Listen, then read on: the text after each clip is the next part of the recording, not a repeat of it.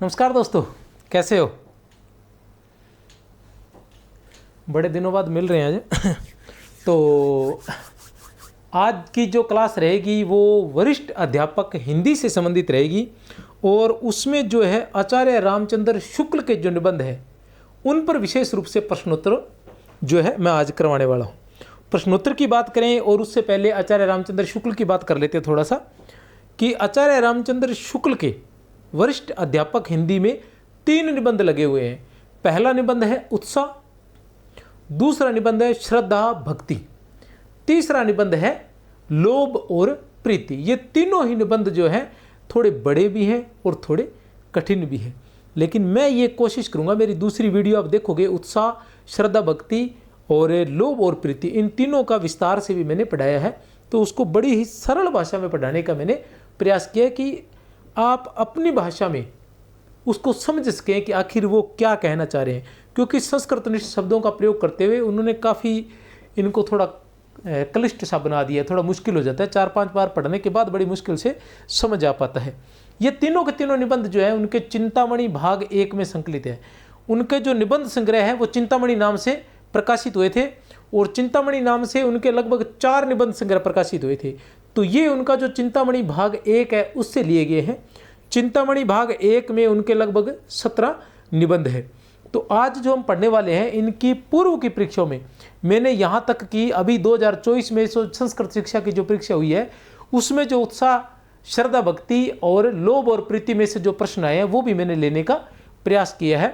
और उन प्रश्नों के पीछे और कोई कारण नहीं है, क्योंकि यह परीक्षा आपकी नज़दीक है तो वो प्रश्न इसलिए करवाए जा रहे हैं कि आप उस बात को समझ सकें कि इन निबंधों में से, क्योंकि ये टफ बहुत है, बड़ी मुश्किल से समझ में आते हैं और प्रश्न जो है वो 1 या 2, अधिकतर 1 ही प्रश्न आता है।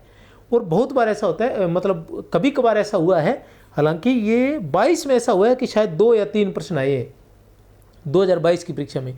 वैसे लगभग 1 ही प्रश्न आता है इसका, ठीक है ना। लेकिन प्रश्न तो जरूरी है ना, क्योंकि 1-1 ही आ रहे हैं। लहरों के राजहंस से 1 आएगा, कहानियों से 1 आएगा, ठीक है ना। कबीर ग्रंथावली में से 2-3 आ जाएंगे ज़्यादा। तो वो बड़े बड़े थोड़े प्रश्न तो थोड़े करके जुड़ेंगे ना, 1-1 करके अगर छोड़ेंगे तो कैसे बात बनेगी। तो मैं आज के प्रश्नों के माध्यम से ये बताना चाहूँगा कि किस प्रकार के प्रश्न पूछे जाएंगे। और आप देखेंगे जब प्रश्न आएंगे कि मैंने जो ये प्रश्न कराए हैं, आप श्रद्धा भक्ति के देख लेना, ठीक है ना, आप कुरुक्षेत्र के देख लेना, वही प्रश्न रिपीट होते हैं। और मैं ये प्रश्न करवा रहा हूँ, प्रश्न रिपीट नहीं होंगे। मैं ये नहीं कह रहा कि प्रश्न का, वैसे एक बार आज तक 17 से लेके मैंने ये सारा अच्छे से अध्ययन किया तो मुझे पता चला 17 से लेके आज तक 1 प्रश्न जो है वो रिपीट हुआ है। लेकिन जो अंदर के ऑप्शन है, जैसे यहाँ लिखा हुआ है श्रद्धा का कारण अनिर्दिष्ट और अज्ञात होता है, तो ये रिपीट हो चुका है। श्रद्धा और प्रेम के योग का नाम भक्ति है, ये रिपीट हो चुका है। ये ऑप्शन जो है उठा के और इनका एक क्वेश्चन बना दिया जाता है, या आप जो आपके जो प्रश्न आने वाला है उसमें से बाकी बातें आपको आती होंगी, लेकिन एक बात आपको आती नहीं होगी। वो बात कैसे आएगी? अगर आपने ये क्वेश्चन, इन क्वेश्चनों में से वो एक पंक्ति उठाई होगी, वो आपको आती होगी तो आपका क्वेश्चन क्लियर हो जाएगा। या आपको बाकी तीनों नहीं आती, तीनों आपको नहीं आती, लेकिन इसमें से उठाई हुई बात अगर आपको आती है तो आपका प्रश्न जो है वो क्लियर हो जाएगा, इजी वे से में कर सकते। इसलिए एक बार थोड़ा गौर से ये देख लेना। पीछे के जो करवाए गए वो प्रश्न आज मैं करवाने वाला हूँ। बहुत ही महत्वपूर्ण क्लास है और अगर अच्छी लगे तो कमेंट जरूर करना, ठीक है ना। और बाकी क्लासें भी मैं अच्छी लेके आऊँ। कुरुक्षेत्र की 100 प्रश्नों की क्लास है, जरूर देख लेना। श्रद्धा भक्ति की या जो रचने लगी है उन सभी की क्लासें उपलब्ध है चैनल पर। आचार्य शुक्ल के श्रद्धा और भक्ति के संदर्भ में त्रुटिपूर्ण कथन है। आचार्य शुक्ल के श्रद्धा और भक्ति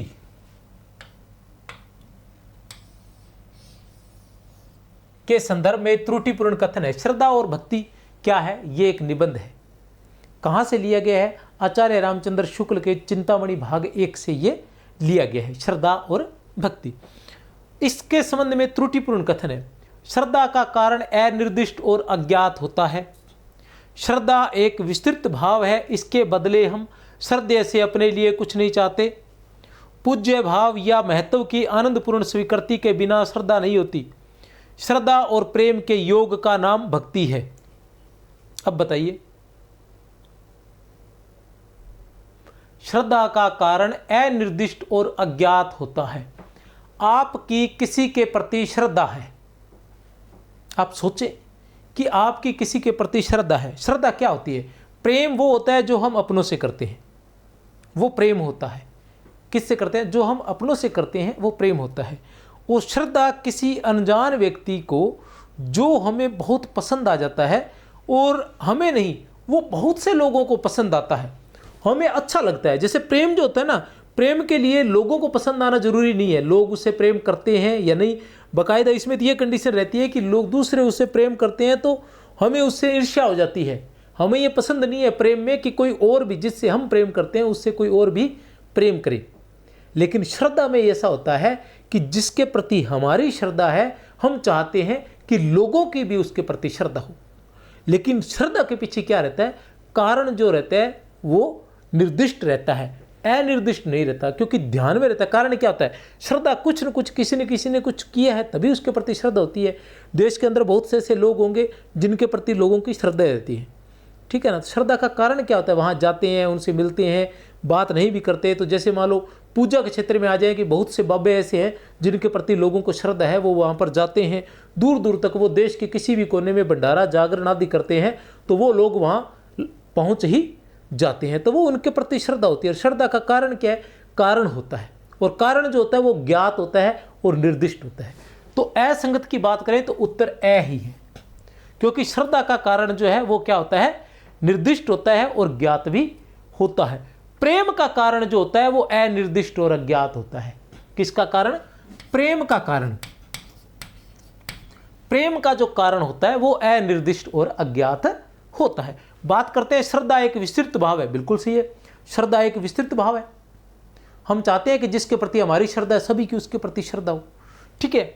इसके बदले हम श्रद्धे से अपने लिए कुछ नहीं चाहते, बिल्कुल कुछ नहीं चाहते। आप जिस बाबा के यहाँ मत्था टेकने जाते हैं लगभग उससे आप कुछ नहीं चाहते हैं, ठीक है ना। बहुत कम, ऐसा नहीं होता कि हर बार, कभी कभार हम उनकी पूजा करते हैं तो हमारे मन में ये विचार जरूर होते थे कि हमें धन मिल जाए, भक्ति मिल जाए, स्वास्थ्य मिल जाए, सब कुछ मिल जाए। लेकिन सीधा हम उससे ये नहीं चाहते कि वो भी हमसे उतना ही स्नेह करे जितना हम उनसे स्नेह कर रहे हैं, ये हम उससे नहीं चाहते। पूज्य भाव या महत्व की आनंदपूर्ण स्वीकृति के बिना श्रद्धा नहीं होती। बिल्कुल सही है, पूज्य भाव या महत्व की आनंदपूर्ण स्वीकृति। पूज्य भाव, जब तक किसी के प्रति पूज्य भाव नहीं पैदा होगा तब तक उसके प्रति श्रद्धा जो है वो नहीं होगी। पूज्य भाव होना जरूरी है। श्रद्धा और प्रेम, जहाँ श्रद्धा भी होता है हम उसके प्रति श्रद्धा भी रखते हैं, ठीक है ना। मतलब उनका महत्व समझते हैं, उनका आदर मान सत्कार सब कुछ करते हैं, और उसके साथ साथ हम उनसे प्रेम भी करते हैं। आपने देखा होगा कि जिनके प्रति लोगों की श्रद्धा होती है, जैसे लोगों ने बहुत से बाबाओं को अपना श्रद्धा का पात्र बना रखा है, तो वहाँ वो क्या करते हैं? उनके लिए लड़ लेते हैं, झगड़ लेते हैं, एक दूसरे को मारपीट करते हैं। तो इस तरह के काम भी वो कर लेते हैं क्योंकि वो उनसे प्रेम भी करते हैं। तो श्रद्धा और प्रेम के योग का नाम भक्ति है। ये सारी बातें याद रखनी है, ये भी याद रखनी है, ये भी याद रखनी है, ये भी याद रखनी है, क्योंकि यही आगे इन्हीं में से प्रश्न बना के पूछ लिए जाते हैं कि संगत है या असंगत है। जैसे ये पूछेंगे, उत्तर है हमारा अ। प्रेम का कारण अनिर्दिष्ट हो रहेगा। प्रेम का कोई कारण नहीं होता, प्रेम तो बस हो जाता है तो हो जाता है, ठीक है ना। उसके लिए किसी कारण की जरूरत नहीं रहती। कारण जो होता है वो अनिर्दिष्ट ही रहता है और अज्ञात ही रहता है। बस कोई पसंद आ गया तो आ गया, ठीक है ना।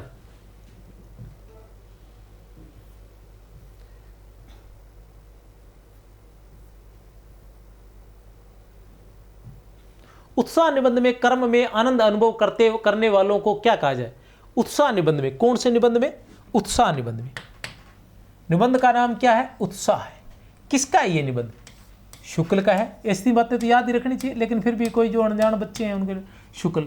कहां से लिया गया है? चिंतामणि भाग 1 से लिया गया। कुल कितने निबंध है? 17 निबंध है। किसने किया था इसका संपादन? शुक्ल ने ही किया था, ठीक है ना। उत्साह निबंध में कर्म में आनंद अनुभव कर, पहले जो प्रश्न पूछा था वो 2024 का था, ये 2023 में पूछा गया है संस्कृत एजुकेशन में। वो भी संस्कृत डिपार्टमेंट का था और ये भी संस्कृत का है, क्योंकि संस्कृत का भी हो चुका है ना, एक 24 का भी जो हुआ है कुछ समय पहले, वो वाला। उत्साह निबंध में कर्म में आनंद अनुभव करने वाले को क्या कहा गया है? उत्साही, कर्मण्य, योद्धा, तत्पर। तो क्या कहा गया है? कर्मण्य कहा गया है, याद रख लेना। उत्साह निबंध में कर्म में आनंद अनुभव करने वाले को कर्म में आनंद कर्मण्य कहा गया है, उत्साही मत समझ लेना, याद रख लेना। योद्धा तत्पर तो बिल्कुल नहीं होगा, बस उत्साही का ध्यान रख लेना। तुम धन्य हो, तुम्हें धिक्कार है, लोभ और प्रीति में उक्त उद्गार का लक्ष्य है। तुम धन्य हो, तुम्हें धिक्कार है, 2022 में पूछा गया ये। लोभ और प्रीति निबंध में उक्त उद्गार का लक्ष्य है। किसको कहा गया है कि तुम धन्य हो, तुम्हें धिक्कार है। दोनों बातें कही गई है, तुम धन्य हो, तुम्हें धिक्कार है। किसको कहा गया? आलसी को, प्रेमी को, लोभी को, योगी को। बड़ा आसान है। कैसे? आलसी नहीं होगा, प्रेमी नहीं होगा, योगी नहीं होगा, लोभी होगा। क्योंकि हम पढ़ क्या रहे हैं? लोभ और प्रीति। हम क्या पढ़ रहे हैं? लोभ और प्रीति निबंध जो पढ़ रहे हैं, जो चिंतामणि भाग से 1 से लिया गया है। ये बार बार बता दिया आपको। पूरी बात कहें तो 1 मिनट अगर मेरे सामने आ गया तो, क्योंकि यहीं पर मैं पढ़ता रहता हूं।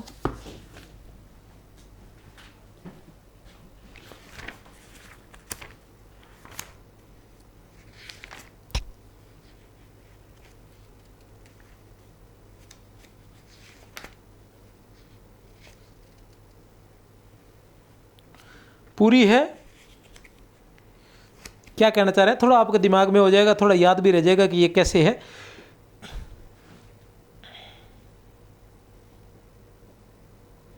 कि जिन्हें लोभ हो जाता है ना, वो छोड़ते नहीं है। लोभ हो जाता है, जैसे किसी को धन का लोभ हो गया, तो वो क्या है कि धन का ही लोभ रहता है उसे। धन का लोभ पैदा किस लिए होता है? पैदा इसलिए होता है सुख सुविधाओं के लिए। धन का लोभ जो है वो पैदा किस लिए होता है? कि धन के माध्यम से सुख सुविधाएं प्राप्त की जाएंगी, जीवन की जो जरूरतें हैं उनको पूरा किया जाएगा धन के माध्यम से। लेकिन कुछ लोगों को ये स्थिति हो जाती है कि उन्हें धन का ही लोभ हो जाता है, वो सिर्फ धन से ही, अब धन से जो सुख सुविधाएं प्राप्त करनी होती है वो नहीं कर पाते। वो जीवन में कभी खुश नहीं रह पाते। जो लोभी व्यक्ति होते हैं वो सिर्फ धन को इकट्ठा करके ही खुश रहते हैं, धन का उपयोग नहीं करना चाहते। क्या लिखते हैं आचार्य रामचंद्र शुक्ल कि जिस बात से उन्हें कुछ मिलता नहीं, जबकि उसके लिए उनके मन के किसी कोने में जगह नहीं होती, तब जिस बात से पास का कुछ जाता है वह बात उन्हें कैसे लगती होगी, यह यूं ही समझ सकते हैं। जिस बात में कुछ लगे वह उनके किसी काम की नहीं, चाहे वह कष्ट निवारण हो या सुख प्राप्ति, धर्म हो या न्याय। लोभी व्यक्ति का यह है कि जिस काम में कुछ लगे, उनके हाथ से कुछ 2 रुपए लगने वाले हैं, तो वहां वो उनके किसी काम की नहीं है। चाहे वो काम क्या हो, चाहे वो कष्ट निवारण का हो, चाहे वो खुद का कष्ट निवारण होता हो, उससे पैसे लग के, तो वो खुद कष्ट में रहेंगे लेकिन पैसा नहीं लगाएंगे। सुख मिलता हो पैसे से, कोई सुख प्राप्त करते हो तो वो सुख प्राप्त नहीं करेंगे। धर्म हो या न्याय हो, किसी की बात हो, चाहे धर्म की बात हो चाहे न्याय की बात हो, लोभी व्यक्ति एक पैसा निकालकर आपको नहीं देने वाला है। वे शरीर सुखाते हैं, अच्छे भोजन, अच्छे वस्त्र आदि की आकांक्षा नहीं करते। लोभी व्यक्ति शरीर को सुखाते रहेंगे, ढंग का खाएंगे नहीं, अच्छे वस्त्र नहीं पहनेंगे, ठीक है ना, और अच्छा भोजन नहीं करेंगे। लोभ के अंकुश से अपनी संपूर्ण इंद्रियों को वश में रखते हैं। लोभियो, तुम्हारा क्रोध, तुम्हारा इंद्रिय निग्रह, तुम्हारा मान अपमान, समता, तुम्हारा तप अनुकरणीय है। क्या कह रहे हैं आचार्य रामचंद्र शुक्ल कि हे लोभी व्यक्तियों, हे लोभियो, तुम्हारा क्रोध, तुम्हारा इंद्रिय निग्रह, तुम्हारा मान अपमान, समता। विमान अपमान को समान नहीं समझते, तो अपमान हो जाए चाहे मान हो जाए, तुम्हें कुछ नहीं लेना, तुम्हें सिर्फ धन से लेना है। तुम्हारा तप अनुकरणीय, तुम्हारा तप वास्तव में अनुकरणीय। तुम्हारी निष्ठुरता, तुम्हारी निर्लज्जता, तुम्हारा अविवेक, अन्याय विग्रहणीय है। तुम धन्य हो और तुम्हें धिक्कार है। आचार्य रामचंद्र शुक्ल ने तो भैया लोभियों को धिक्कार कहा है। अब लोभ भी जाने, लोभियों का काम जाने। वैसे धन का लोभ नहीं रखना चाहिए, पैसा कमाना चाहिए और उड़ाना भी चाहिए, और नहीं उड़ाना है तो फिर कमाना नहीं चाहिए। तुम्हें नौकरी लगना है, नौकरी लग जाओगे। अगर नौकरी लग के पैसे का यूज नहीं कर पाए तो फिर क्यों दुख देख रहे हो? जैसे हो वैसे जीते रहो ना, आराम से। आराम से सुबह उठ के सो जाया करो चाय पी के, शाम को फिर दोपहर को, शाम को उठ के चाय पी के फिर सो जाए, खाना खा के फिर सो जाया करो। पढ़ते क्यों? पैसे का उपयोग करना चाहिए ना। श्रद्धा भक्ति, लेकिन बहुत से लोग ऐसे होते हैं जो इसका उपयोग, श्रद्धा भक्ति निबंध से संबंधित असंगत विचार है। श्रद्धा भक्ति निबंध से अधिकतर ऐसे ही प्रश्न पूछे जाएंगे, असंगत विचार है कि संगत विचार है, ये आपने ध्यान रखना है। ये भी 2022 में पूछा जा चुका है। श्रद्धा भक्ति निबंध से संबंधित असंगत विचार है। प्रेम में गंतव्य अधिक है और श्रद्धा में विस्तार। प्रेम का कारण बहुत कुछ अनिर्दिष्ट और अज्ञात होता है, पर श्रद्धा का कारण निर्दिष्ट और ज्ञात। ये देखो 2024 में ये बात पूछी गई है। अगर यहां से ये बात आपने ये पढ़ा होता, पुराने पेपरों के प्रश्न पढ़े होते या पुराने पेपर पढ़े होते, अगर ये ऑप्शन आपको याद होता तो 2024 का प्रश्न आपका आसानी से सही हो जाता। क्योंकि 2024 के प्रश्न में ये पूछा गया है, ये कहा गया है कि श्रद्धा का कारण अनिर्दिष्ट और अज्ञात होता है, ऐसा लिखा हुआ है। जबकि यहां स्पष्ट लिखा हुआ है कि श्रद्धा का कारण निर्दिष्ट और ज्ञात होता है। तो प्रेम का कारण बहुत कुछ अनिर्दिष्ट और अज्ञात होता है, पर श्रद्धा का कारण निर्दिष्ट और ज्ञात होता है। यदि प्रेम स्वप्न है तो श्रद्धा जागरण है। प्रेम का व्यापार स्थल विस्तृत है, श्रद्धा का एकांत है। अब देखिए, प्रेम में गंतव्य अधिक है। गंतव्य मतलब प्रेम एक ही जगह अधिक होता है, तो एक ही जगह अधिक होता है, एक ही व्यक्ति से प्रेम होता है और वहीं अधिक होता है, जितना प्रेम है सारा वही होता है। ठीक है, तो गंतव्य अधिक होता है। श्रद्धा में विस्तार, श्रद्धा में विस्तार होता है। श्रद्धा जो ऐसी चीज है जो किसी एक व्यक्ति के प्रति हो सकती है, अनेक व्यक्तियों के प्रति हो सकती है, एक व्यक्ति के प्रति अनेक लोगों की श्रद्धा भी हो सकती है। कोई एक व्यक्ति उसके प्रति श्रद्धा रखने वाले हजारों लाखों करोड़ों भी हो सकते हैं। ठीक है ना, और आप भी एक से अधिक लोगों के प्रति श्रद्धा रख सकते हो। हमारा देश भारत है, 33 करोड़ देवी देवताओं का है, और अब तो जिस तरह से बढ़ रहे हैं देवी देवता लगातार यूट्यूब वाले, तो ये तो शायद 33 करोड़ से लेके कुछ और हो गए होंगे। ठीक है ना, तो कहने का मतलब ये जो श्रद्धा है ये एक से अधिक लोगों के प्रति भी हो सकती है, तो ये तो सही है, ये तो असंगत नहीं है। प्रेम का कारण बहुत कुछ अनिर्दिष्ट और अज्ञात होता है, पर श्रद्धा का कारण निर्दिष्ट और ज्ञात होता है, सही है, ये भी सही बात है। ये जो तथ्यात्मक जानकारी है ये ऑप्शन नहीं है, इनको याद रखना है आपने। यदि प्रेम स्वप्न है तो श्रद्धा जागरण, बिल्कुल सही है। प्रेम सपने की तरह होता है, श्रद्धा जागरण की तरह होता है। कहने का मतलब प्रेम जो होता है वो बिना सोचे समझे होता है, श्रद्धा जो होती है वो सोचकर समझकर और जानकर होती है। बिना सोचे समझे श्रद्धा किसी के प्रति नहीं होती। प्रेम का व्यापार स्थल विस्तृत है, श्रद्धा का एकांत, ये नहीं हो सकता। अब देखो यहां लिखा है श्रद्धा में विस्तार है, ये सही है, तो फिर ये कैसे सही होगा? यहां लिखा है श्रद्धा का एकांत, एकांत नहीं होता। प्रेम का व्यापार स्थल जो होता है वो एकांत होता है, और श्रद्धा का जो है वो विस्तार विस्तृत होता है। श्रद्धा का जो वो व्यापार स्थल है वो विस्तृत होता है, तो उत्तर है द। याद रख लेना, उत्तर क्या रहेगा? द। प्रश्न 4 का उत्तर है द। फल की विशेष आसक्ति से कर्म के लाघव की वासना उत्पन्न होती है, इसका भावार्थ है फल की विशेष आसक्ति से, फल के प्रति विशेष आसक्ति। जब हम फल ही फल को देखने लग जाते हैं तो कर्म के लाघव की, कर्म जो है वो छोटा होने लगता है, लाघव की वासना उत्पन्न होती है, इसका भावार्थ है अधिकाधिक फल की इच्छा कार्य में तीव्रता लाती है। फल के प्रति अधिक लगाव कर्म के प्रति उदासीनता पैदा करता है। अच्छे कर्मों से वांछित फल की प्राप्ति होती है। अपने को तो क्या देखना है, संगत असंगत देखते आए हैं, लेकिन यहां क्या है, यहां भावार्थ बताना है इस बात का। क्या बताना है? भावार्थ क्या है?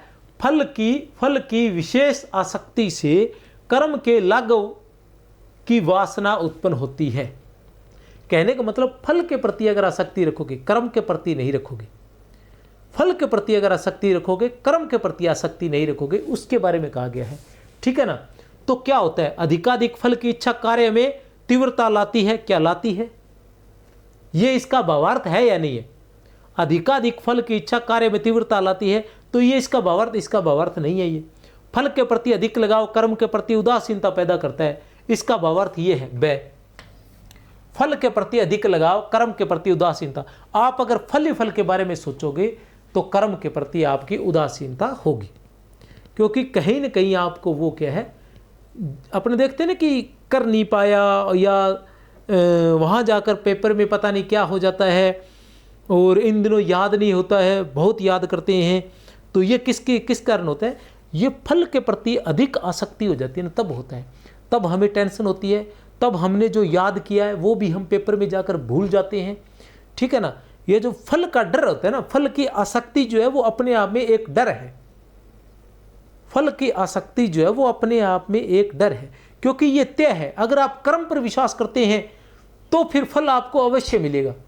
लेकिन अगर सिर्फ फल पर विश्वास करते हैं तो आपके कर्म में कहीं न कहीं उदासीनता आएगी, आपके डर बैठेगा, आपको चिंता होगी, तो ये सारी चीज़ें जो है आपका कर्म जो है वो प्रभावित होगा। ठीक है ना, क्योंकि कर्म डिपेंड है ना। अगर आपने आम का पेड़ लगाया है और उसकी अच्छे से परवरिश की है मन लगाकर, तो आपको खाने को आम ही मिलेंगे। और अगर आपने बिना सोचे समझे आम का फल लगाया है और चाहते हैं कि कर्म न करना पड़े और आम के फल खा लो, तो वो नामुमकिन है। तो कर्म करते जाइए अच्छे से, फल आपको एक दिन अवश्य मिलेगा। और अगर फल नहीं मिला है तो कहीं न कहीं इसके पीछे कर्म की उदासीनता ही है, और कोई कारण नहीं होता है। शुक्ल जी के निबंध लोभ और प्रीति के संदर्भ में इनमें से कौन सा कथन गलत है? शुक्ल जी के निबंध लोभ और प्रीति के संदर्भ में इनमें से कौन सा कथन जो है वो गलत है? हमने गलत ढूंढना है, बाकी सारे सही है, सारे सही हमें याद रखने हैं, एक गलत ढूंढना है। लोभ सामान्य उन्मुख होता है, जिनकी आत्मा समस्त भेदभाव को भेद कर अत्यंत उत्कर्ष पर पहुंची हुई होती है, वे सारे संसार की रक्षा चाहते हैं। लोभियों का दमन योगियों के दमन से किसी प्रकार कम नहीं होता। प्रेम जगतोन्मुख होता है। देखो, लोभ जो होता है ये गलत नहीं है, सामान्य उन्मुख होता है, सभी को होता है। सामान्य रूप से लोभ सभी को होता है, किसी को किसी का, किसी को किसी का, किसी को कम किसी को ज़्यादा। जिनकी आत्मा समस्त भेदभाव को भेद कर अत्यंत उत्कर्ष पर पहुंची हुई होती है, वे सारे संसार की रक्षा चाहते हैं, ये भी बिल्कुल सही है। लोभियों का दमन योगियों के दमन से किसी प्रकार कम नहीं होता। लोभियों का दमन योगियों के दमन से किसी प्रकार कम नहीं होता, बिल्कुल सही है। लोभियों का दमन भी भैया योगियों के दमन से, जिस प्रकार योगी हर चीज का त्याग कर देते हैं, उस प्रकार से लोभी भी हर चीज का त्याग कर देते हैं। ठीक है ना, ये बात आपकी ध्यान में रहनी चाहिए। प्रेम जगतोन्मुख नहीं हो सकता। ठीक है ना, प्रेम तो व्यक्तिन्मुख हो सकता है। ठीक है ना, किसी व्यक्ति विशेष के प्रति प्रेम होता है, जगत के प्रति नहीं होता। उत्तर है हमारा द। श्रद्धा भक्ति निबंध के अनुसार कौन सा कथन सही नहीं है? श्रद्धा भक्ति निबंध के अनुसार कौन से निबंध के अनुसार? श्रद्धा भक्ति निबंध के अनुसार कौन सा कथन सही नहीं है? अपने को संगत असंगत, इस पर जरूर लाइन लगानी है कि संगत पूछा है या फिर असंगत पूछा है। ठीक है ना। श्रद्धा में घनत्व अधिक होता है और प्रेम में विस्तार। देखो, ये पंक्ति पहले पूछी जा चुकी है पहले के प्रश्नों में। पहले का मतलब, अगर आपने 2019 में ये प्रश्न पढ़ा होता, 2019 का ये प्रश्न, पुराने प्रश्न पत्र आपने पढ़े होते, तो आपको कहीं न कहीं वहाँ जाकर लाभ मिल जाता। 2024 के पेपर में या 22 के पेपर में लाभ मिलता, क्योंकि ये पंक्ति पहले बाद में पूछी गई है। श्रद्धा में घनत्व अधिक होता है, प्रेम में विस्तार, बिल्कुल सही है। प्रेम में कोई मध्यस्थ नहीं, पर श्रद्धा में मध्यस्थ अपेक्षित है, बिल्कुल सही है। श्रद्धा का मूल तत्व है दूसरे का महत्व स्वीकार करना, बिल्कुल सही है। श्रद्धा 3 प्रकार की होती है।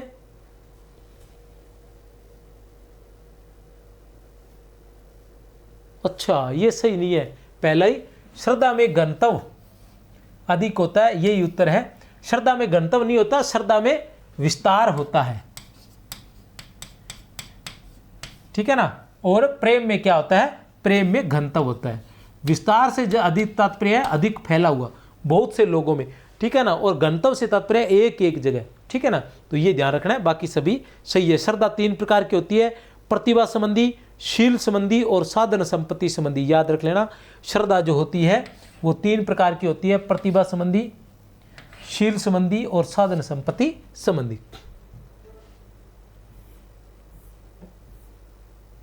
आचार्य शुक्ल ने उत्साह नामक निबंध में सच्चा उत्साही किसे माना है?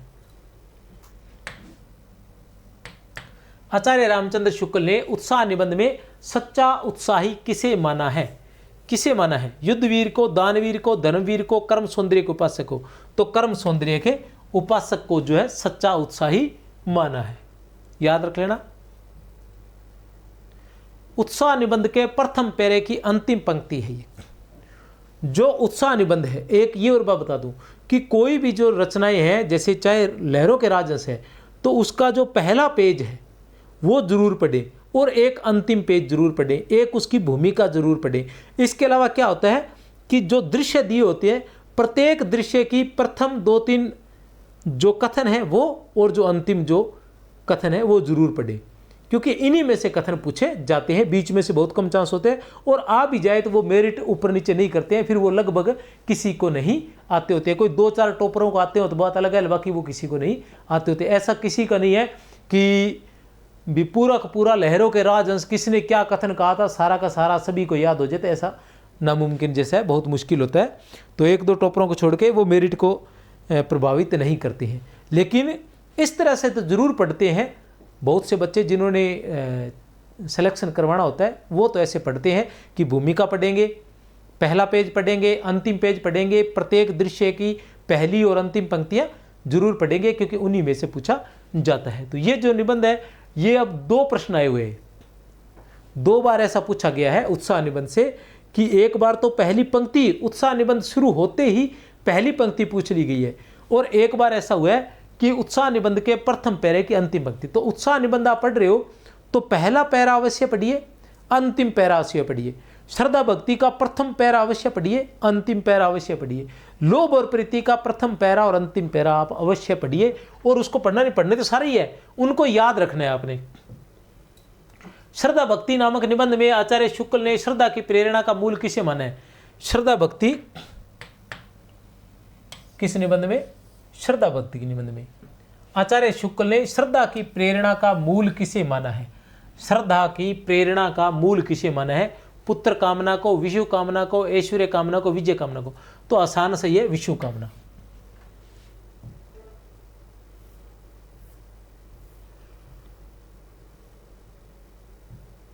उत्साह नामक निबंध के आधार पर बताइए कि दुख के वर्ग में जो स्थान भय का है वही स्थान आनंद के वर्ग में किसका है? तो किसका है? उत्तर है उत्साह का। देखिए, उत्साह नामक निबंध किस निबंध के आधार पर? उत्साह नामक निबंध के आधार पर बताइए कि दुख के वर्ग में जो स्थान भय का है, ठीक है ना, दुख में भय होता है या भय से दुख होता है, ठीक है ना। लेकिन आनंद में क्या होता है? उत्साह या उत्साह से आनंद होता है। तो आनंद के वर्ग में किसका है? उत्साह का है। यह उत्साह निबंध की प्रथम पंक्ति है। उत्साह निबंध की ये प्रथम पंक्ति है, पहली पंक्ति ही यहीं से शुरू होती है। उत्साह जो निबंध है, अच्छा ये वाला पेज मेरे इधर उधर हो गया, फट गया था पहले पेज, तो ये पहली पंक्ति है, उत्साह निबंध की प्रथम पंक्ति है ये। रामचंद्र शुक्ल के निबंध श्रद्धा भक्ति के संदर्भ में निम्नलिखित में से कौन सा कथन सही नहीं है? रामचंद्र शुक्ल के निबंध श्रद्धा भक्ति के संबंध में ये जो ऑप्शन दिए हुए इनको जरूर याद कर लेना। मैं यहाँ पुराने प्रश्न करवाने नहीं आया हूँ, आपने कहीं न कहीं पढ़ लिए होंगे, पेपर भी आपके पास पढ़े होंगे। मैं अधिक से अधिक आपको ये बताने के लिए आया हूँ कि ये जो ऐब दिए हुए ना, ये आते हैं, इन्हीं में से प्रश्न बनते हैं, इनको जरूर याद रखना। प्रेम महत्व की आनंदपूर्ण स्वीकृति के साथ साथ पूज्य बुद्धि का संचार है। प्रेम महत्व की आनंदपूर्ण स्वीकृति के साथ साथ पूज्य बुद्धि का संचार है। प्रेम में घनत्व अधिक होता है और श्रद्धा में विस्तार। देखो, ये जो पंक्ति है मेरे अंदाजे से अभी तक जितने भी प्रश्न किए उनमें कम से कम 3 बार तो मुझे याद है, और हो सके तो 4 बार भी पूछी जा चुकी है। 11 प्रश्नों में से 3 बार ये पंक्ति पूछी गई है। प्रेम में घनत्व अधिक होता है और श्रद्धा में विस्तार, ये तीसरी बार आ चुका है। यदि प्रेम सोपन है तो श्रद्धा जागरण है, ये पंक्ति भी दूसरी बार पूछी जा चुकी है। श्रद्धा और प्रेम के योग का नाम भक्ति है, ये पंक्ति भी दूसरी बार पूछी जा चुकी है। इसलिए मैं ये प्रश्न लेके आया हूं आपको बताने के लिए कि इन्हीं में से प्रश्न बनते हैं, ये इन्हीं में से उठाए जाते हैं, और कहीं ना कहीं आपको सहयोग मिल जाएगा, क्योंकि सारे निबंध याद रखने बड़े कठिन है। प्रेम महत्व की आनंदपूर्ण स्वीकृति के साथ पूज्य बुद्धि का संचार बिल्कुल सही है। मैंने आपको बताया था कि प्रेम भी होना चाहिए, आनंद भी होना चाहिए, और पूज्य बुद्धि जरूर होनी चाहिए। श्रद्धा के लिए पूज्य बुद्धि। प्रेम में घनत्व अधिक होता है और श्रद्धा में विस्तार बिल्कुल सही है। यदि प्रेम सोपन है तो श्रद्धा जागरण बिल्कुल सही है। श्रद्धा और प्रेम के योग का नाम भक्ति है।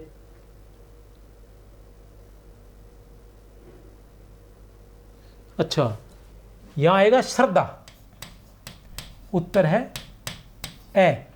श्रद्धा महत्व की आनंदपूर्ण स्वीकृति के साथ साथ पूज्य बुद्धि का संचार है। प्रेम नहीं है, प्रेम महत्व की आनंदपूर्ण स्वीकृति के साथ साथ पूज्य बुद्धि का संचार नहीं है। श्रद्धा जो है, देखो थोड़ा सा चेंज किया है, आप किताब पढ़ोगे तो किताब में ऐसा लिखा मिलेगा, श्रद्धा महत्व की आनंदपूर्ण स्वीकृति के साथ साथ पूज्य बुद्धि का संचार है। अब समस्या क्या है, अगर आपने पुराने प्रश्न पढ़े होंगे तो आपको ये आता होगा, श्रद्धा और प्रेम के योग का नाम भक्ति है। आप कह दोगे ये तो सही है, ये तो कथन गलत सही नहीं, ये तो कथन गलत नहीं है, ये सही है, निकाल लिया आपने।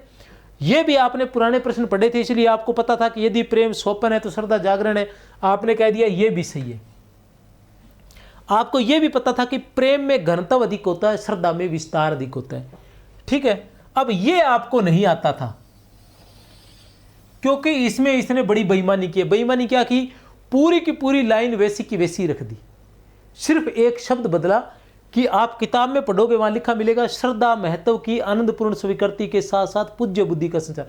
यह भी ध्यान रख लेना, क्योंकि हम लोगों ने पढ़ा होता है, हम वैसा का वैसा पढ़ा देखते हैं तो हमें लगता है ये तो पढ़ा हुआ है, इसका मतलब ये तो सही है। अब जैसे मैंने देखो, मैं अभी इनको तैयार कर रहा था, तैयार किया है, मैंने बार बार पढ़ा है, उसके बावजूद मैं यहाँ मात खा गया ना। तो उसी तरह से कि श्रद्धा महत्व की उन्होंने क्या किया, अब पढ़ेंगे पूरा कि प्रेम महत्व की आनंदपूर्ण स्वीकृति के साथ साथ पूज्य बुद्धि का संचार है, तो हम कहेंगे हाँ ये तो सही है क्योंकि हमने पढ़ा है। लेकिन हमारे दिमाग से ये निकल गया कि श्रद्धा नहीं, यहाँ प्रेम नहीं, श्रद्धा आएगा, सिर्फ नाम ही बदला और कुछ नहीं बदला बंदे ने। श्रद्धा महत्व की आनंदपूर्ण स्वीकृति के साथ साथ पूज्य बुद्धि का संचार है। इस प्रकार के प्रश्न पूछे जा सकते हैं, इस तरह से केवल नाम बदला जा सकता है, श्रद्धा या भक्ति या प्रेम या फिर लोभ या फिर प्रीति, इस तरह से नाम बदला जाए। कथन किसी लोभ के लिए होगा लेकिन वह लिखा जाएगा प्रीति, कथन प्रीति के लिए होगा लिखा जाएगा लोभ के लिए, कथन उत्साह के लिए होगा लिखा जाएगा श्रद्धा के लिए, कथन होगा भक्ति के लिए लिखा जाएगा श्रद्धा के लिए। इस तरह से हो सकता है, ठीक है ना। लेकिन अगर आपने पुराने प्रश्न पढ़े हैं तो आप आसानी से इसको बिना याद करे भी उत्तर दे सकते हैं। इसलिए अब ये याद कर लो ताकि आगे कोई आएगा तो आप उसका काम तमाम कर सके।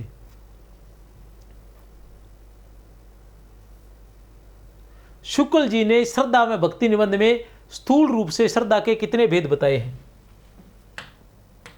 शुक्ल जी ने श्रद्धा व भक्ति निबंध में स्थूल रूप से श्रद्धा के कितने भेद बताए हैं? ए बै से द, तो 3 भेद बताए हैं। कितने भेद बताए हैं? 3 भेद बताए हैं। कौन कौन से? प्रतिभा संबंधनी, शील संबंधनी और साधन संपत्ति संबंधनी, ठीक है ना। 3 भेद, स्थूल रूप से श्रद्धा के 3 भेद कहे हैं। अब ये देखो, ये नहीं पूछा गया पहले, ये भी पूछा जा चुका है पहले ये पूछा जा चुका है, मतलब यहां पूछा गया था और उसके बाद में पूछा गया था, ये पहले पूछा जा चुका है। कहां पूछा गया अभी बता दूं आपको। प्रश्न संख्या कितना है? ये 12 है ना।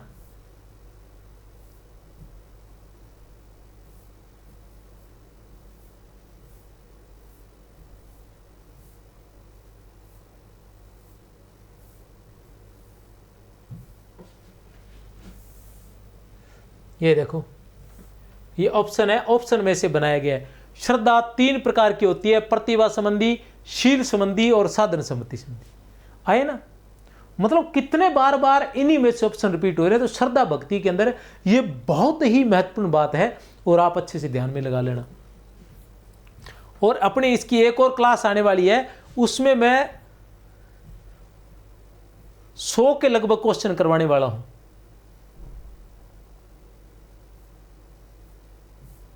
अब देखो, ये क्वेश्चन रिपीट हुआ है। इस क्वेश्चन को हम पहले पढ़ चुके हैं। कौन सा है? शुक्ल जी के अनुसार दुख के वर्ग में जो स्थान भय का है, आनंद के वर्ग में वही स्थान किसका है? किसका है? तो उत्साह का है। हम पढ़ चुके हैं, ये 2 बार पूछा जा चुका है। और कहां से है? पहली पंक्ति, उत्साह के निबंध की पहली पंक्ति से। तो अब आपको बता दूं, जो उत्साह निबंध है यह है उसका पहला पैरा, ठीक है ना। ये है पहले पैरे की पहली पंक्ति और ये है अंतिम पंक्ति। तो ये जो पहली पंक्ति है, इससे कितने प्रश्न पूछे जा चुके हैं? 2 प्रश्न पूछे जा चुके हैं। और अंतिम पंक्ति है, इससे 1 प्रश्न पूछा जा चुका है। तो कहने से तात्पर्य यह है कि या तो पहली पंक्ति या फिर अंतिम पंक्ति। उत्साह निबंध जो है वो रामचंद्र शुक्ल के चिंतामणि के किस भाग में संकलित है? भाग 3, भाग 4, भाग 2, भाग 1। तो भाग 1 में संकलित है, पहले बता चुका हूं इसके बारे में आपको। जब आनंद का लगाव किसी क्रिया व्यापार या उसकी भावना से हो जाता है तो उसे क्या संज्ञा दी जाती है? जब आनंद का लगाव, जब आनंद का लगाव किसी क्रिया व्यापार या उसकी भावना से हो जाता है तो उसे क्या संज्ञा दी जाती है? लोभ, भक्ति, उत्साह, श्रद्धा, क्या दी जाती है उसे संज्ञा? उसे संज्ञा दी जाती है उत्साह की। किसकी संज्ञा दी जाती है? उत्साह की संज्ञा दी जाती है। चिंतामणि भाग 1 में कुल निबंध है। चिंतामणि भाग 1 में कुल निबंध है। कितने निबंध है चिंतामणि भाग 1 में? कुल 17 निबंध है। कितने निबंध है? चिंतामणि भाग 1 में कुल 17 निबंध है। कौन कौन से चिंतामणि भाग 1 में? चिंतामणि भाग 1 का संपादन किसने किया था? आचार्य रामचंद्र शुक्ल ने किया था। इसमें चिंतामणि भाग 1 में कुल 17 निबंध है। भाव या मनोविकार संबंधी, भाव या मनोविकार संबंधी 10 निबंध है। भाव या मनोविकार संबंधी कितने निबंध है? भाव या मनोविकार संबंधी हम बात करें तो 10 निबंध है। कितने निबंध है? 10 निबंध। भाव या मनोविकार, उत्साह, श्रद्धा, भक्ति, करुणा, लज्जा और गलानी, लोभ और प्रीति, घृणा, ईर्ष्या, भय और क्रोध। ठीक है ना? भाव या मनोविकार संबंधी चिंतामणि भाग 1 में कुल 17 निबंध है। भाव या मनोविकार संबंधी 10 निबंध है।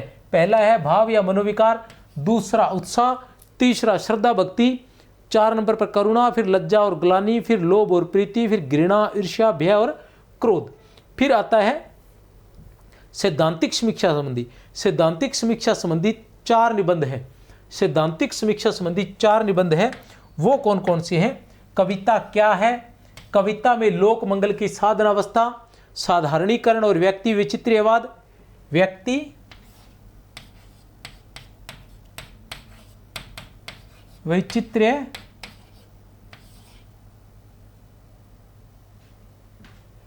व्यक्ति विचित्रीयवाद, रसात्मक बोध के विविध स्वरूप।